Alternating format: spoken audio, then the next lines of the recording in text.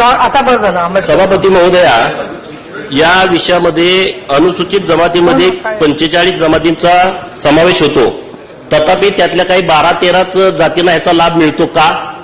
ज्या बाकीच्या जाती आहेत, जमाती आहेत, त्यामध्ये धनगर, कोळी, हलवा, ठाकूर, मनेवारलू ह्या लोकांच्या बाबतीमध्ये सरकार किंवा आपले सभागृहामध्ये या बाबतीमध्ये विचार होणार आहे का? हा माझा महत्वाचा प्रश्न आहे.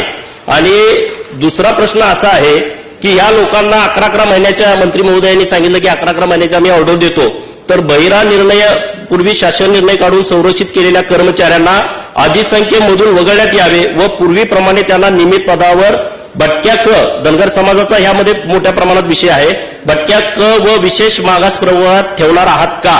अधिसंख्य कर्मचाऱ्यांना दिलेला 1 दिवसाचा तांत्रिक खंड तुम्ही रद्द करणार आहात का? आणि अधिसंख्य कर्मचाऱ्यांना पूर्वीप्रमाणे पदोन्नती व अनुकंपा धोरणाचा लाभ देण्यात यावा अशी आमची मागणी आहे, तो देणार आहात का?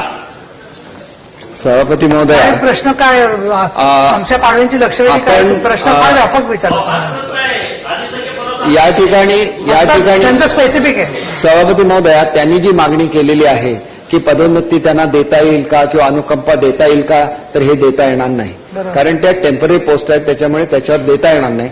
इतर सर्व लाभ आपण त्यांना दिलेले आहेत, त्याच्यामुळे मला वाटतं की याचा आग्रह न धरणं हेच योग्य ठरेल. त्यांना आवश्यक ते नाही दिलेलं आहे. दुसरा जो त्यांनी प्रश्न उपस्थित केलेला आहे तो डिटेल स्वरूपात आहे. पडळकर साहेबांची या संदर्भात मीटिंग घेतली जाईल आणि कुठेही जर काही त्याच्यामधलं तपासून सगळे मुद्दे बघितले जातील आणि योग्य तो निर्णय घेतला जाईल.